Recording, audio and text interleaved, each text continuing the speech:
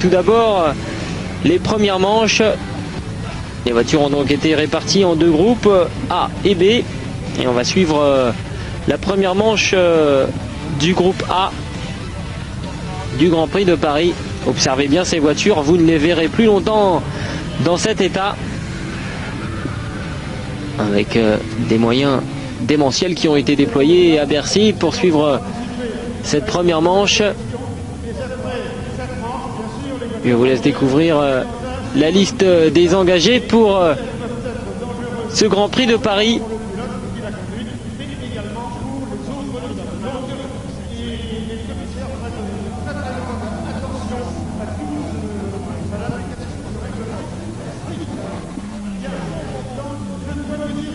Donc 12 tours à parcourir pour ces pilotes. La règle est simple, le premier arrivé a gagné. Et la deuxième règle, c'est que justement, à part la première, il n'y a aucune règle. Tous les coups sont permis. Le tracé, si vous étiez avec nous dans l'émission précédente, vous êtes habitué maintenant à voir des ovales. Et bien en voilà un petit peu moins impressionnant que celui d'Indianapolis. Les voitures sont elles aussi un petit peu moins rapides. Et c'est parti pour cette première manche avec déjà Frédéric Ambrogi en bien mauvaise posture. Et les commissaires qui agitent les drapeaux jaunes pour signifier aux pilotes qu'il y a eu un nouvel accident. Avec la numéro 88 d'André Blanche qui a elle aussi beaucoup souffert dès les premiers tours.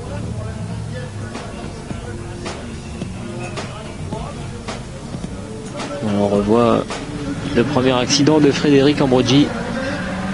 Et ça repart, toujours beaucoup de contacts, on ne fait pas de cadeaux. Et donc le problème c'est qu'il faut bien repartir parce que il faut faire partie des premiers pour se qualifier. Et donc lorsqu'on est immobilisé au milieu de la piste et au milieu de voitures accidentées, on se fait une place comme on peut. Pour l'instant Robert est devant, Thébault second. Alors c'est un petit peu difficile à suivre.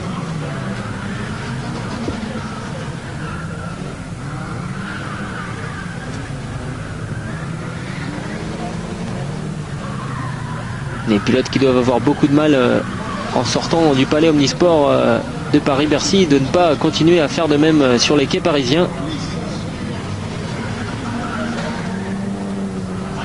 Il arrive parfois qu'il se passe les mêmes scènes, surtout avec les conditions atmosphériques qui s'abattent sur la capitale française en ce moment. Et là c'est Jean-Claude Robert qui nous gratifie d'un toit, de ce qu'on appelle un toit dans le jargon automobile. Claude Robert qui commence par enlever son casque avant de sortir de la voiture, ce qui est contraire à toutes les règles élémentaires de sécurité.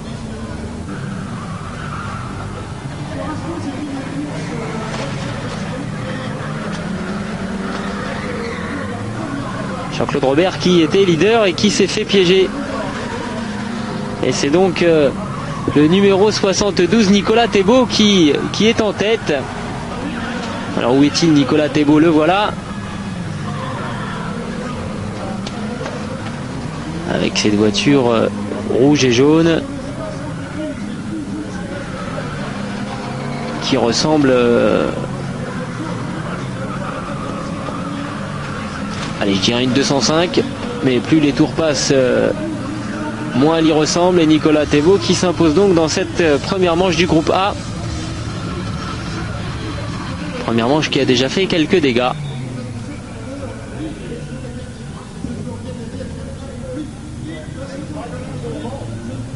Voilà Nicolas Thébault qui slalom à travers les voitures accidentées.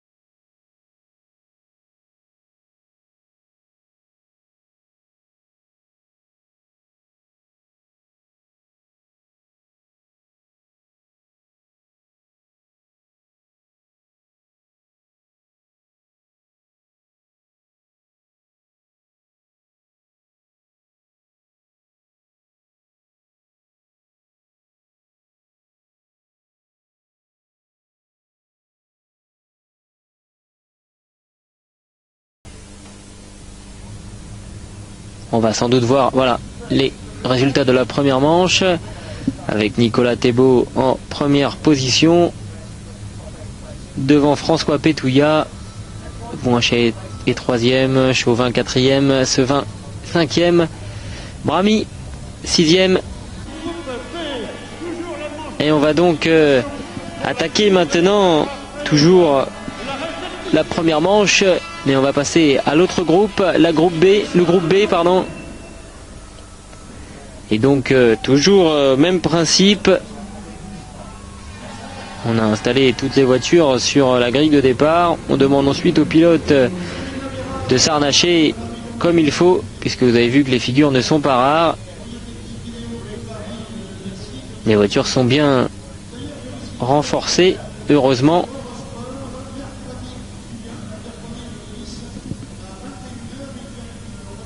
Et on va retrouver Claude Ambrogi dans cette manche B, le frère de Frédéric, le pilote qu'on a vu tout à l'heure sur le côté, au bout de 30 mètres de course.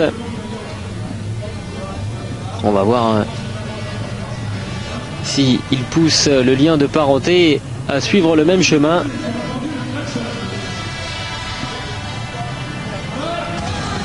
Et c'est parti pour cette deuxième manche avec toujours 12 tours à parcourir. Et ça part très très fort pour Bruno Sevin. Derrière, ça part aussi très fort, mais dans le mauvais sens. Si vous ne savez pas quoi faire de votre vieille épave, voilà une bonne idée. Au moins ça vous défoulera. Et ça fera bien rire les gens qui sont devant leur télévision.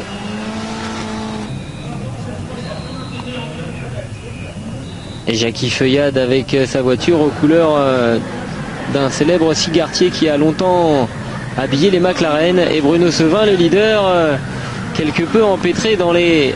Ah oui, même plus qu'empêtré, il est carrément dans le mur maintenant.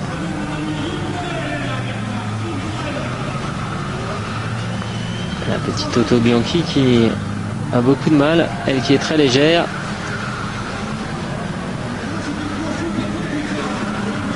Et si vous savez qui est en tête, passez-moi un coup de fil. Peut-être ce monsieur, le numéro 37, Louis Gaillet.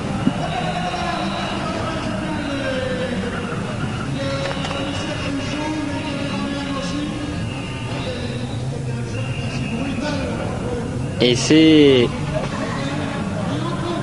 Emmanuel Guillemin qui nous gratifie d'une très belle figure.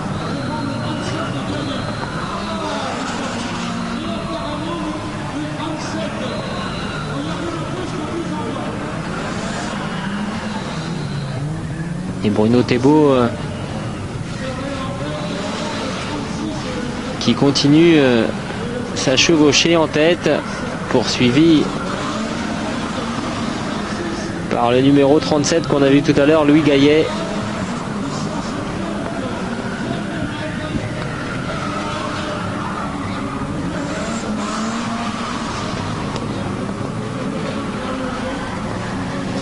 ne doit pas faire très bon respirer l'air du palais omnisport de Paris-Bercy en ce moment. Et c'est fini. C'est fini pour cette première manche du groupe B. Avec une victoire donc pour Laurent Thébault.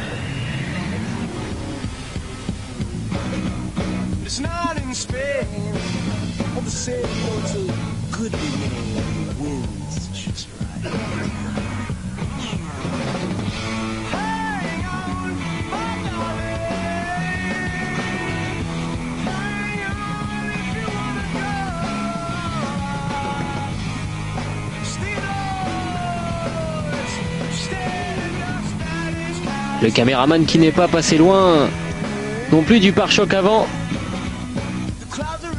de cette voiture. On peut parfois mourir à Paris-Bercy. C'est en tout cas l'expérience que ce caméraman en tirera.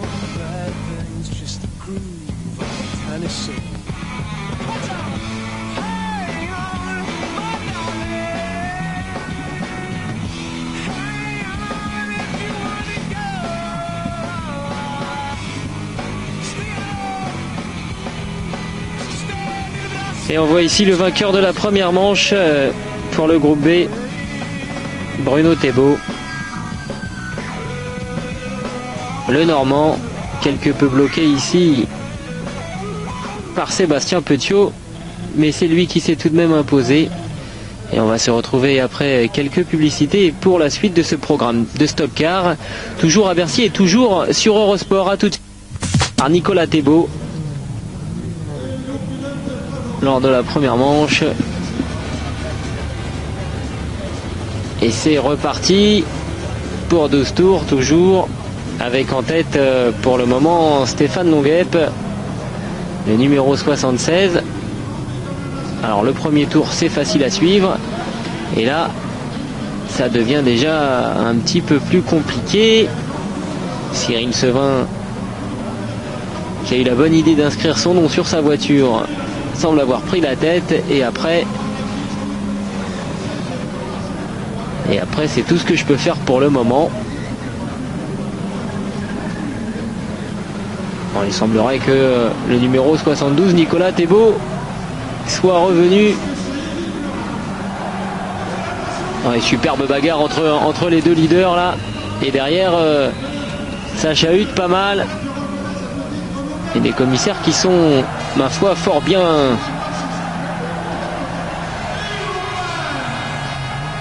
courageux pour aller se mettre ainsi au milieu de la piste. Et une 4L en plein exercice. Alors Nicolas Thébault est toujours là. Est-il en tête? Et non, c'est Sevin qui est en tête devant Jean-Yves Ouinchet. Ouais, Thébault est même très très loin. En tout cas, c'est lui, c'est Sevin, le numéro 60 en tête. Alors Thébault, il est probablement là avec un tour de retard. Et Régis Bunel a trouvé un moyen économique de se faire transporter. Avec beaucoup d'ambiance à Bercy, beaucoup d'ambiance aussi dans les habitacles des voitures. Et les commissaires qui font preuve d'un courage héroïque. J'espère qu'ils sont bien payés.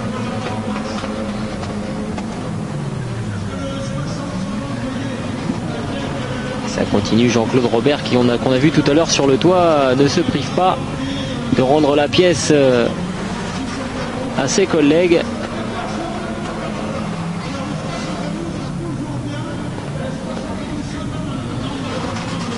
Sevin toujours en tête devant Chauvin, et Thébault qui a fait une superbe remontée.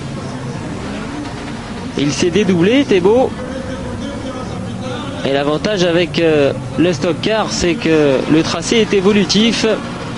Au fil des tours, des obstacles viennent s'ajouter. Et c'est donc la fin de cette palpitante seconde manche du groupe A. Les voitures qui commencent à porter de sérieuses marques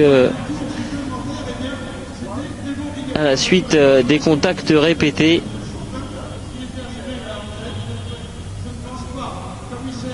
Et Cyril Chauvin a remporté cette seconde manche du groupe A. Et voilà, Cyril. Eric Loraz, lui, a sans doute porté un coup fatal à sa 4L.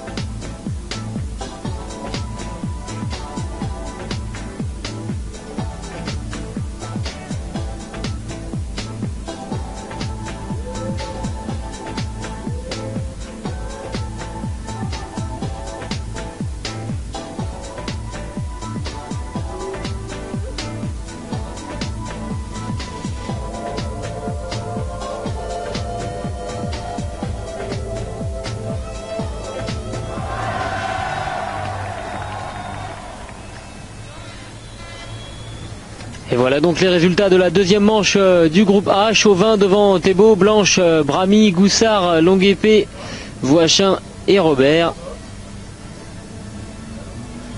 Bramy est son numéro 1099, pardon, c'est un lapsus.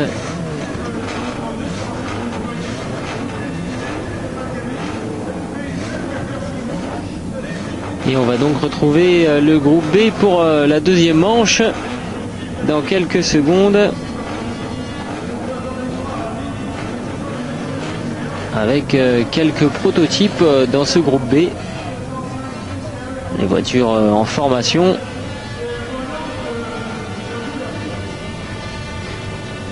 Et si on osait un jeu de mots, on parlerait de formation avant la déformation, mais on va se retenir. Le spectacle est suffisamment intéressant qu'il se suffit à lui-même ce soir. C'est parti, on est reparti pour 12 tours et certains pilotes n'ont pas encore franchi la ligne de départ, qu'ils sont déjà en bien mauvaise posture.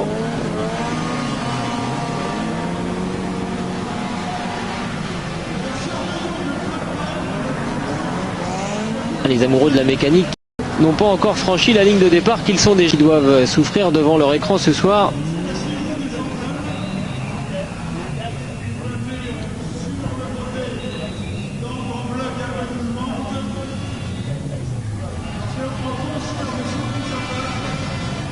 Enfin, pour les amoureux de la mécanique, il y a eu l'émission précédente, Start Your Engines. Et il en faut pour tout le monde. Et voilà donc du stock car, avec Gaillet en tête devant Thébault, Moussion, Sevin, Gallois et un superbe tonneau. Les voitures qui manquent un peu de vitesse pour effectuer un tonneau complet et se remettre sur leurs roues. C'est une idée à approfondir pour la prochaine édition, peut-être essayer d'agrandir un petit peu le circuit pour que ça aille un peu plus vite et que les voitures tournent un peu plus.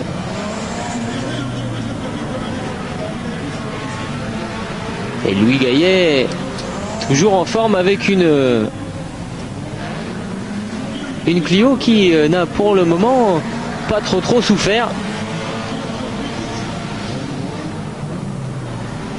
On peut pas en dire de même pour cette Twingo.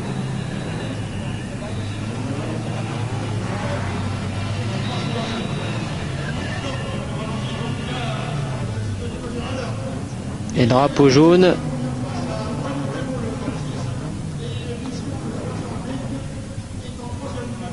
Ah, là c'est même drapeau rouge. Et pilote qui continue joyeusement à se percuter, même sous le régime des drapeaux rouges. On est loin de la Formule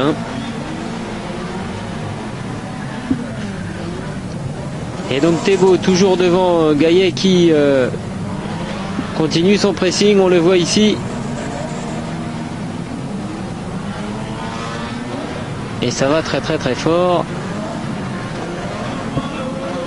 Et c'est à nouveau Emmanuel Guillemin qui est posé sur la portière.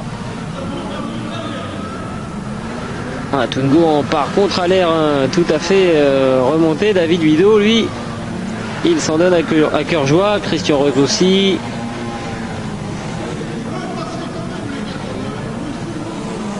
Et Bruno Thébault continue sur sa lancée. Les Thébault qui dominent pour le moment entre Nicolas et Bruno. Et là c'est un véritable embouteillage qui s'est créé. Et qui passe, qui est le seul à pouvoir passer, c'est Bruno Thébault. Alors est-ce qu'il a profité de cet incident pour remporter cette seconde manche? Eh oui.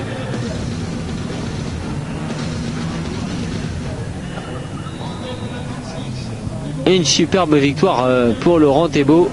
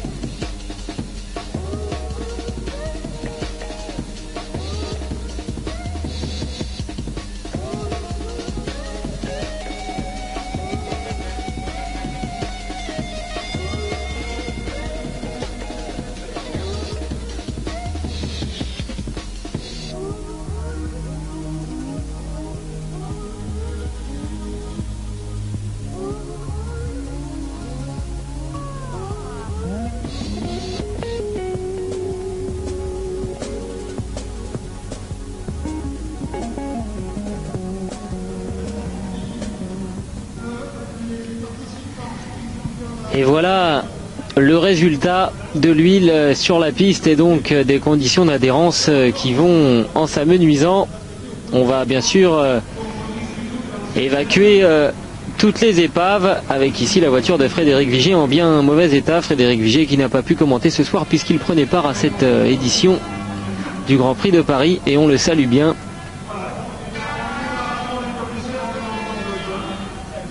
Et donc Thébault qui s'impose dans cette deuxième manche du groupe B devant Popelier, Guérard, Gaillet, Sevin, Feuillade, Moussion, Gallois. On se retrouve pour les finales de ce Grand Prix de Paris dans quelques secondes.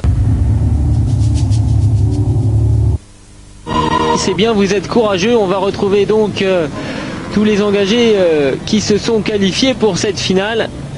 Il n'y a pas, à vrai dire, une grosse sélection, hein. La sélection se fait en fait par élimination. Les voitures qui peuvent rouler roulent. Les autres ont été évacuées pendant la coupure publicitaire. On est reparti donc pour ces 12 tours de finale. Et ça bouchonne toujours un petit peu au premier virage. Derrière on sort un petit peu large. La technique des trajectoires qui n'est pas encore totalement bien maîtrisée. Gilles Delosier, lui, s'est plutôt bien sorti de ce pas où il était. Il était en délicatesse, Gilles Delosier, il s'en est plutôt bien sorti.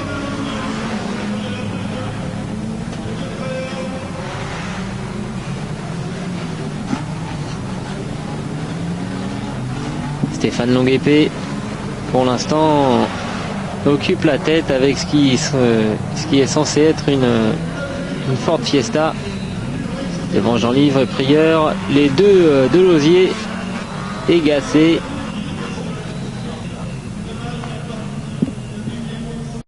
Occupe la tête avec et sa 4L est à nouveau sur le flanc.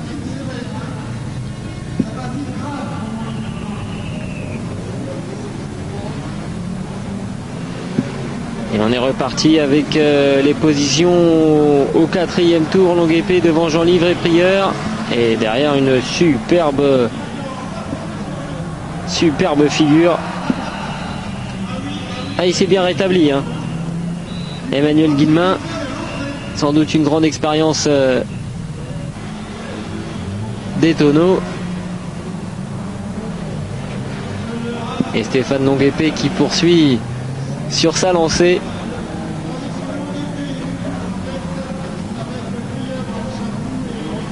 Une 4L apparemment ça tourne bien hein. Puisque c'est sans doute la voiture, enfin le modèle qui a fait le plus de tonneaux et qui repart sans problème.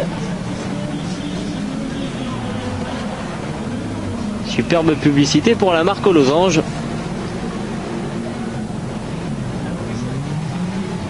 Donc c'est beaucoup plus dur pour les pneumatiques.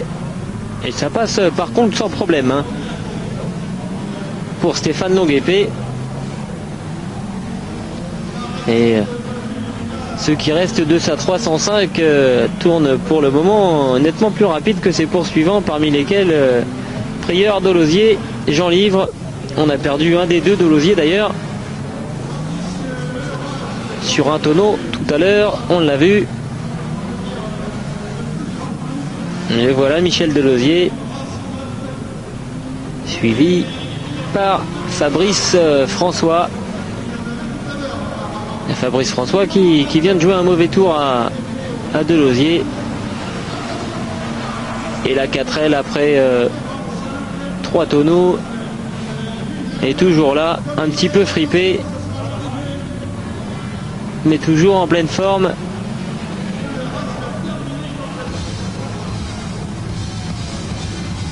Et non, on en est au 15e tour maintenant.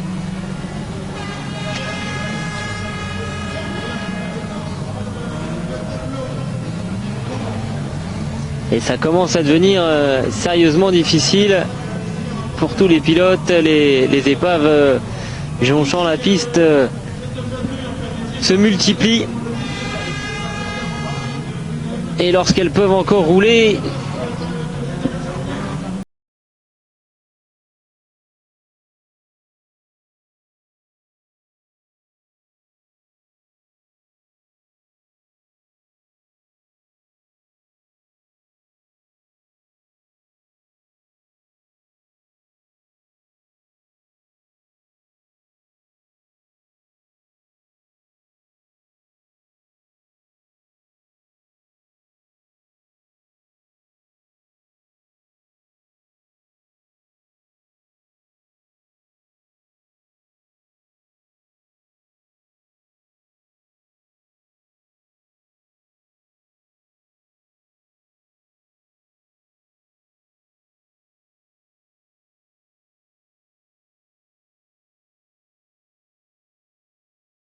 concernant le tuning, eh ben,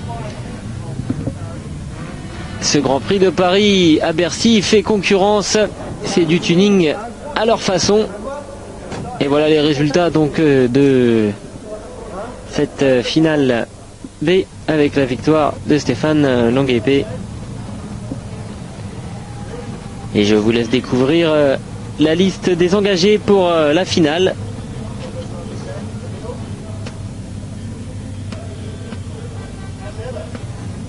Avec les pilotes qui saluent une dernière fois le public.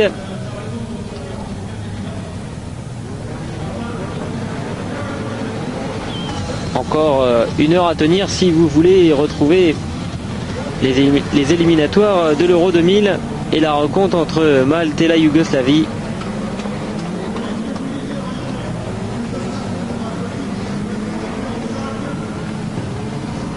Et c'est parti avec déjà un premier accident. Est-ce qu'on peut vraiment appeler ça un accident? Et une superbe bagarre entre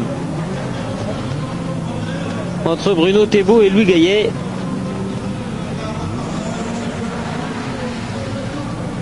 Et derrière, dans le peloton, ça se bouscule aussi. Bruno Thébault qui reprend la tête. C'est bien lui le plus fort ce soir.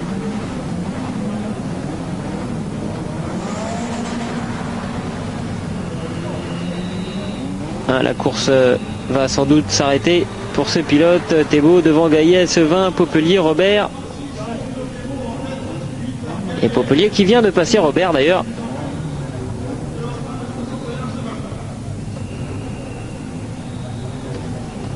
Alors, est-ce qu'on a le droit en stock car de se dépasser sous les drapeaux jaunes? Semble-t-il non. Et c'est donc reparti.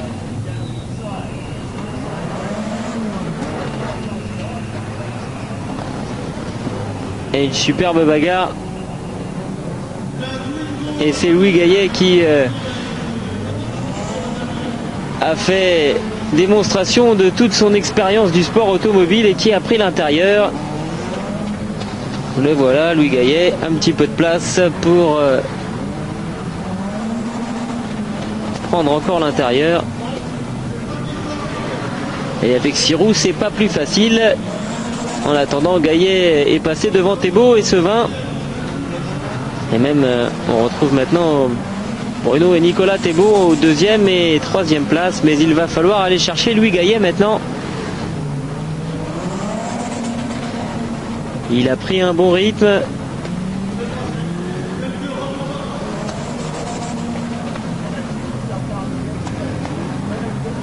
Et un sandwich.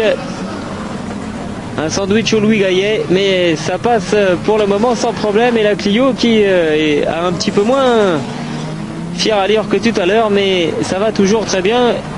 Et un petit bouchon au passage sur Jean-Claude Robert. C'est la 2e fois de la soirée que Jean-Claude Robert se retrouve les 4 fers en l'air.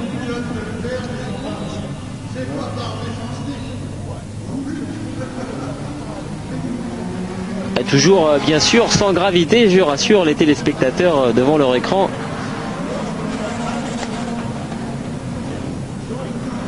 Qui doivent évidemment suivre cette course avec beaucoup d'inquiétude pour les pilotes.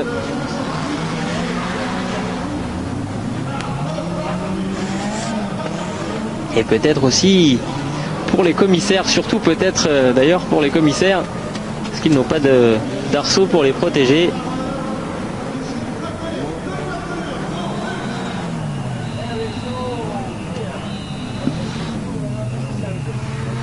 Et Laurent Voachet qui a quelques problèmes. Ces 6 roues ne suffiront pas. Il y a un petit peu de tonneau synchronisé. En tout cas, Gaillet, lui, il est toujours en pleine attaque et il va se faire bloquer, Louis Gaillet. Alors, est-ce que derrière, on va en profiter pour revenir? C'est peut-être le tournant de la course. Et oui, Bruno Thébault a profité de cet incident pour repasser devant Louis Gaillet.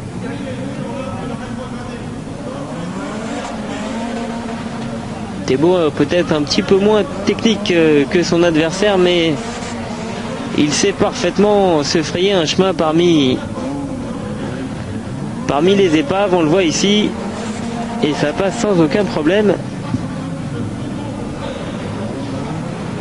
C'est un métier, si vous cherchez des coursiers dans Paris.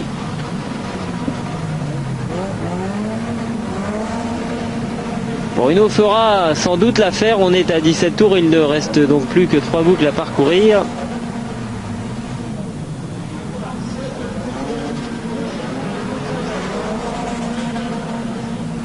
Et là il serait temps d'arrêter parce que ça passe de moins en moins. Les pilotes qui maintenant escaladent le terre-plein central pour se frayer un chemin. Et la Twingo qui commence à fumer sérieusement. Bruno Thébault, lui, se dirige vers un nouveau succès. Et on a vu Louis Gaillet arriver juste derrière. Un petit coup d'œil au tableau d'affichage tout en haut de Bercy pour confirmer. Et c'est bien Bruno Thébault qui a gagné cette finale A. Louis Gaillet a commis l'erreur. Il est resté bloqué. Je ne sais pas si on reverra cette action au ralenti.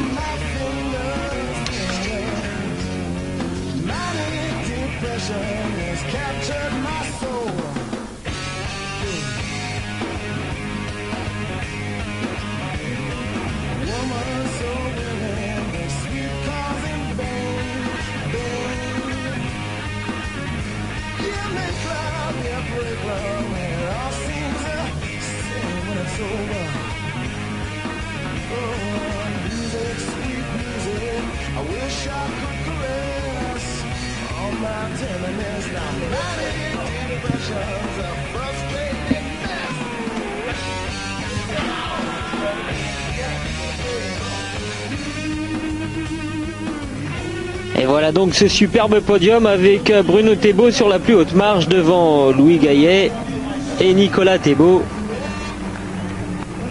Superbe famille que les Thébault.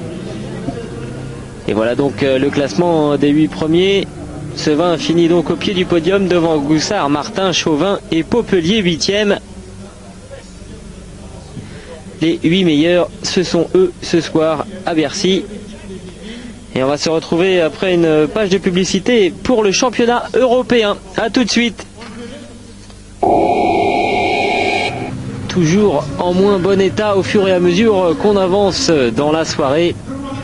Et on va retrouver la deuxième manche du groupe A. Celle où les Français se sont brillamment illustrés tout à l'heure.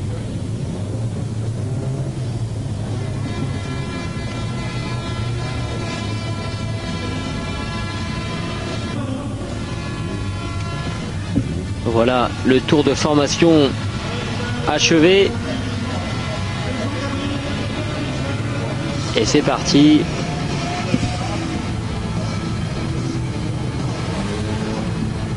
Et ça part très très fort dans le premier virage. Avec un tête à queue. Un tonneau de Fofana, le Suisse, qui va être remis dans la bonne direction par un de ses collègues.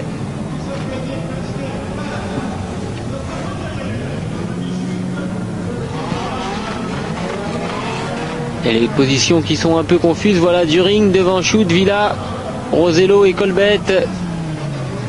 Et Hardy qui a quelques soucis là. Non, pardon, pas Hardy, Richard Hart.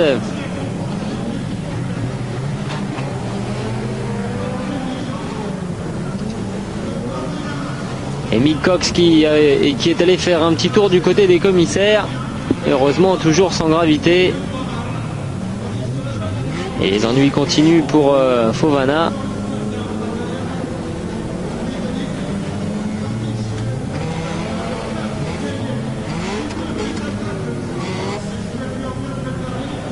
Et Jean-Claude Bramy qui avait fait une superbe première manche qui a l'air un peu plus en difficulté lors de cette seconde manche. Ce n'est pas le moment de flancher. Walter Kobelt, lui, n'ira plus très très loin. Lui qui fait partie pour le moment des 6 premiers. Et Bramy a fait une remontée spectaculaire. Il est maintenant premier devant During et Chute en bagarre pour la seconde place. On les a vus là-bas. Et Bramy qui se fait un petit peu secouer par Daniel Sauveur, le Belge. Eh oui, mais Bramy est champion du monde et il l'a fait savoir à son ami belge.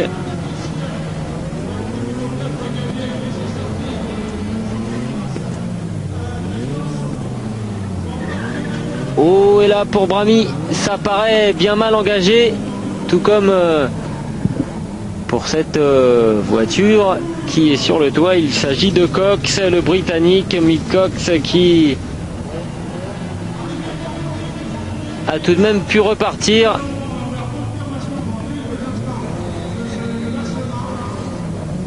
Alors, qu'en est-il? Au secours.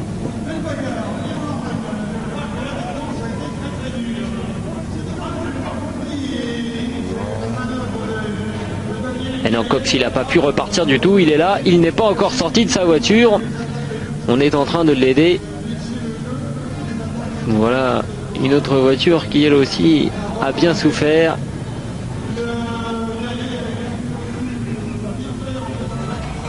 Et donc un classement qui a été complètement chahuté lors des derniers tours, avec During qui s'impose devant Chevalier, Mago, Haru, Shoot, Alcantara, Villa, Hart et Fofana, qu'on a vu déjà en bien mauvaise posture dès le premier virage et qui s'est plutôt bien rattrapé puisqu'il termine à la 8e place dans cette seconde manche du groupe A. On va retrouver maintenant, toujours en seconde manche, mais le groupe B.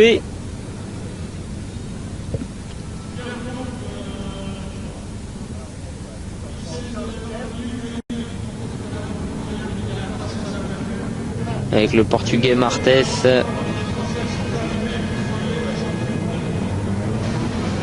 Sur la grille de départ, et c'est parti.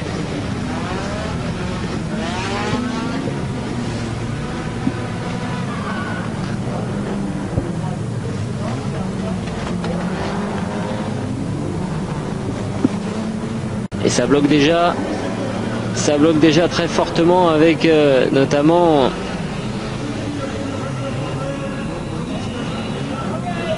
l'Allemand Helmut Wulse et la 4L, la petite 4L de Patrick Vigour, qui continue à réaliser un bien beau bout de chemin pour le moment.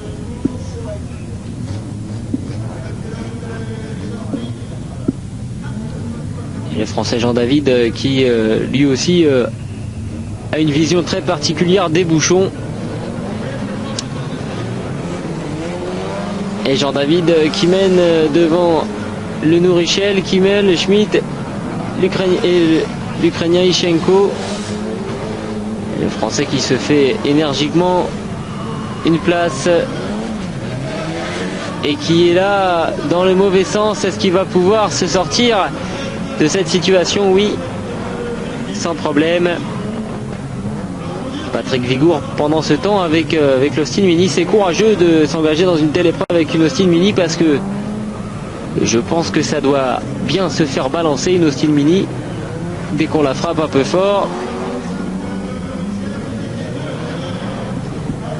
Et Jean-David qui, pour le moment, poursuit son cavalier seul en tête, alors que la BX de Jackie Le Nourichel, qui était parmi les 6 premiers, est venu flirter avec le mur de terre. Et Jean-David qui semble avoir quelques difficultés. Est-ce que le Nourichel va passer? Non, le voilà. Et à nouveau, dans ce groupe A, ce sont les Français qui ont l'air de faire la loi.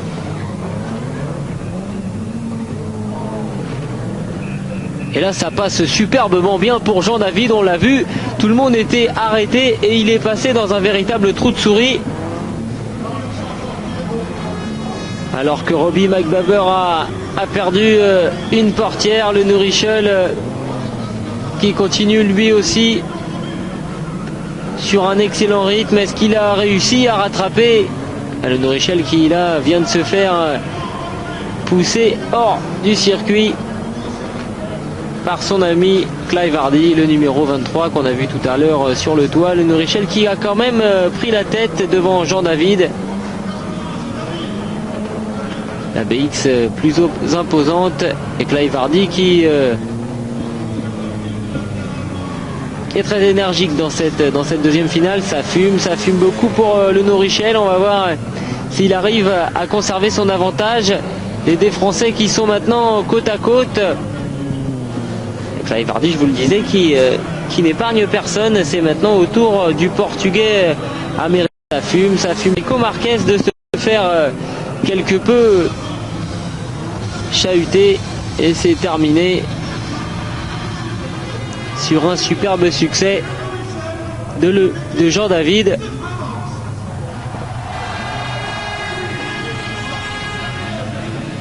Qui a repris la tête dans le dernier tour devant Le Nourichel. Et Vigour, superbe troisième, encore un triplé français sur le podium de cette deuxième manche du groupe B, devant Kimmel, Schmid, Vusso, Ichenko et Dumas. Dernier tour devant Le Nourichel. Et on est parti maintenant pour la finale du groupe B.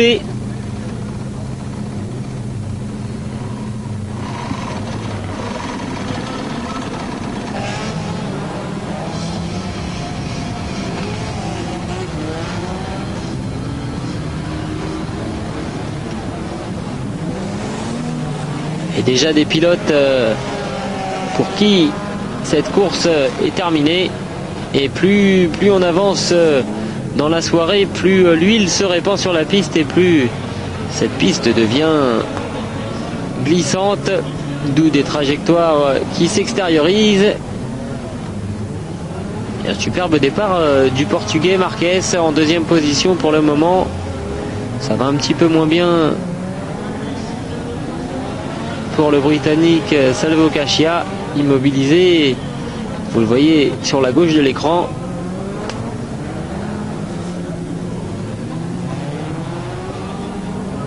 Alors, qui est en tête dans cette finale B? Immobilisé, il semblerait que ce soit le numéro 33, Toon Schut, le Hollandais. C'est ça, Toon Schut devant Peter Kimmel. Et le Portugais Américo Marquez.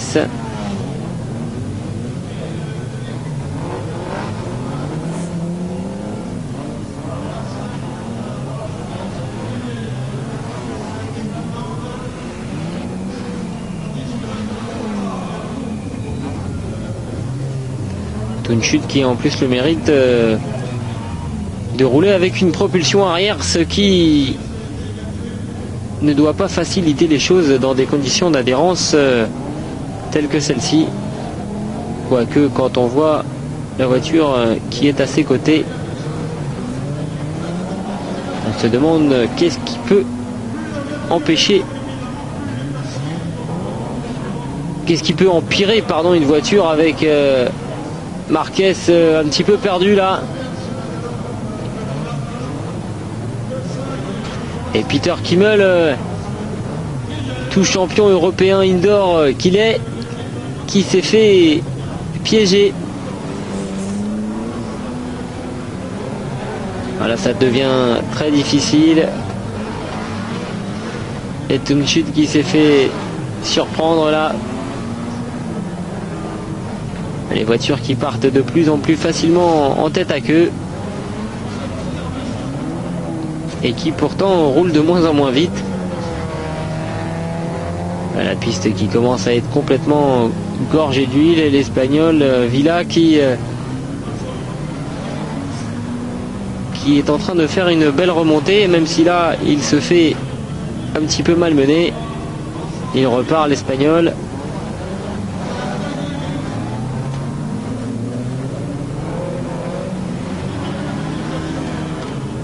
Avec une Golf qui a encore une certaine allure.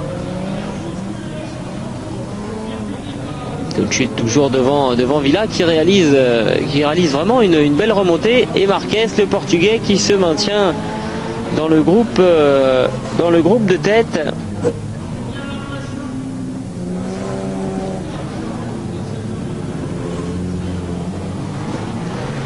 Ça fume de plus en plus sur la voiture de Michael Pantel, l'Allemand.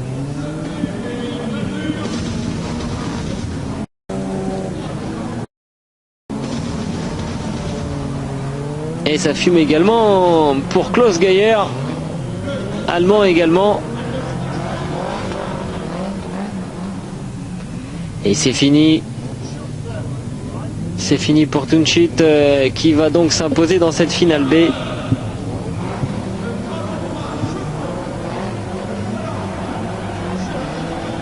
Fantastique maîtrise de son engin de la part du Hollandais.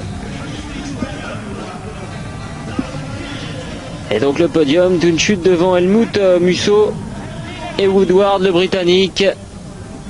Villa, après avoir occupé pendant un moment la seconde place, finit 4e au pied du podium. On se retrouve après une petite pause.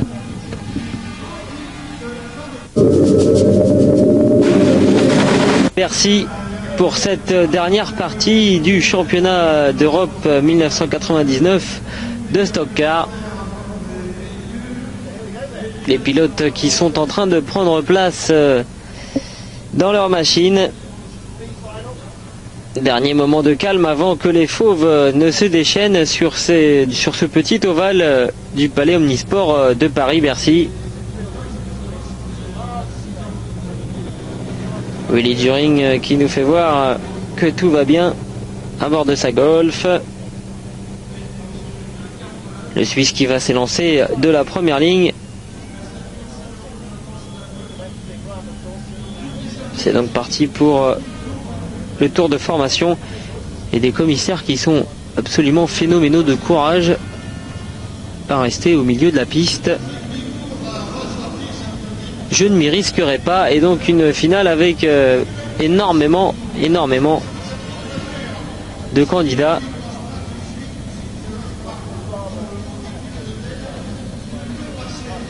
À mon avis, lorsque les premiers auront franchi la ligne de départ, les derniers n'en seront pas loin. Les tours de retard vont se compter par dizaines. Alors attention, ça va être parti dans quelques secondes.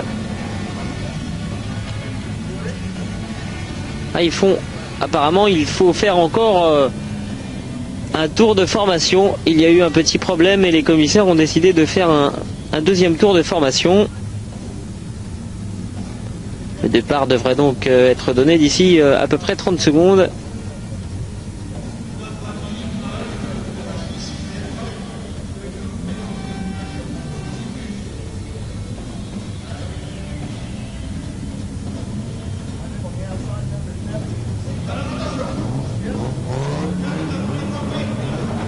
L'allure qui s'accélère avant même de franchir la ligne, et c'est parti. C'est parti avec le Français Daniel Gaillet qui n'était pas trop mal, mais qui a commis une petite erreur et ça ne pardonne pas. Et là derrière, c'est un petit peu parti dans tous les sens. On voit les Français là en formation serrée. Reste à savoir quelle place ils occupent dans le paquet. Serré, c'est le mot. Formation, je ne sais plus exactement si c'est vraiment le terme approprié. Et c'est bien Jean-David, le numéro 41, qui est devant Daniel Gaillet. Les deux Français qui font preuve d'une dextérité assez étonnante, alors que là, je crois que ça va être fini pour l'Allemand Manolo Alcantara. Avec 3 roues, ça ne passera plus aussi bien.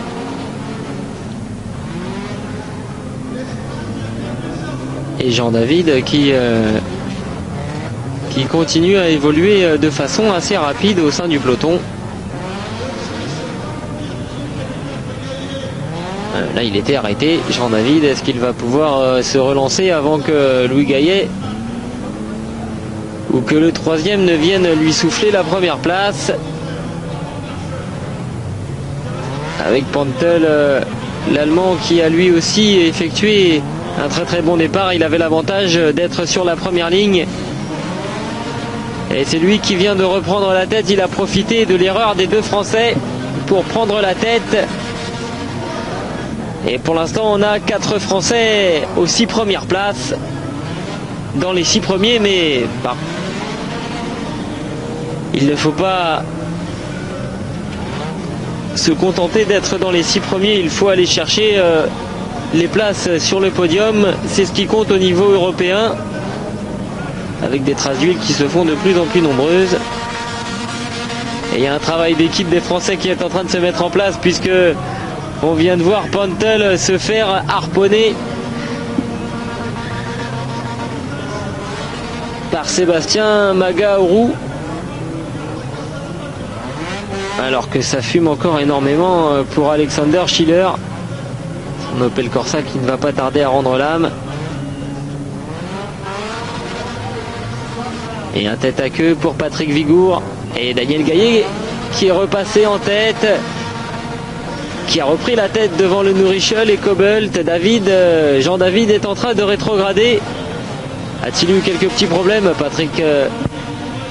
Patrick Vigour qui cumule les mésaventures dans cette finale. Et pourtant, une Austin Mini, ça ne se retourne pas facilement. Alors on a perdu un petit peu le fil de la course, on ne sait plus très bien où on en est.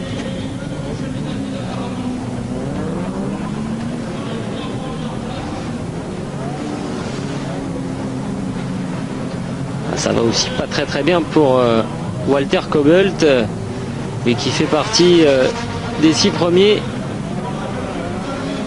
Et c'est Hardy, le Britannique, qui a pris la tête. Il a dépassé tous les Français. Le voilà, Hardy, vous le voyez en plein centre de l'écran, qui est en train d'essayer de se frayer un passage. Il a calé, il est reparti.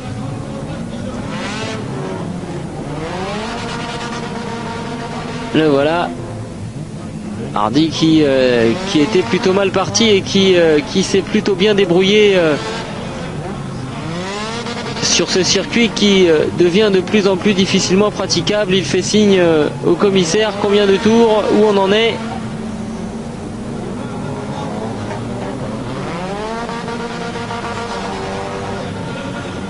Ah, c'est très chaud aussi derrière, hein, la lutte pour les accessites qui fait quelques victimes.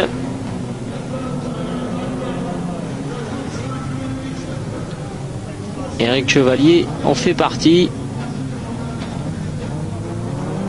Et Hardy, lui, continue sans problème. Pantel, Cobalt, les Français qui sont un petit peu à la dérive. Le Nourichel, Bramy et Gaillet qui sont maintenant 3e, 4e et 6e. Et ils viennent encore de se faire passer.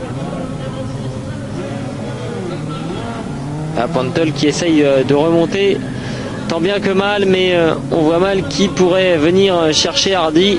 Quoique les changements de position se font maintenant très rapidement.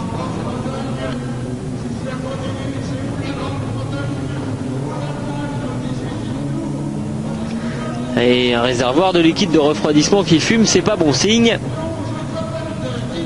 Hardy, Pantel, Cobalt, c'est toujours le trio de tête. Chute au Razi et le Nourichel en 6e position. Les Français qui sont partis peut-être un peu trop fort.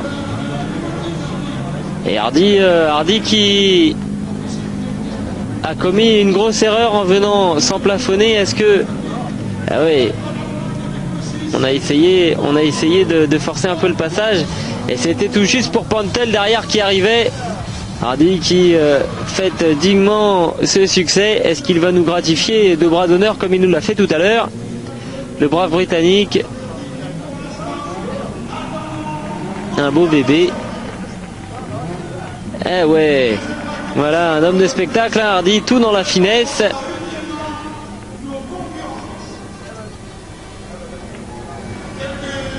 Bravo. Fantastique, Clive Hardy.